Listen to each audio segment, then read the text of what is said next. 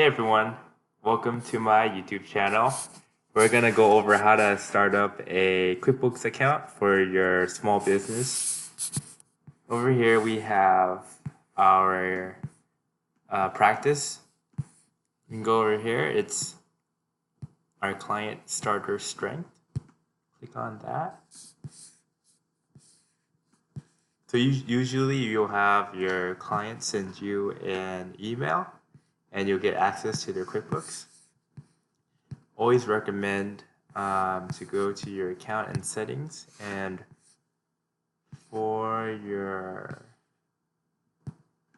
billing and subscription, start off with the simple start. You always want to start off with the most simplest plan because you can always upgrade to something else when the services are needed. Okay. So once that is set up, you can go to your banking.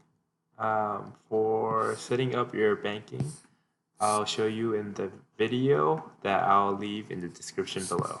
Thanks for watching.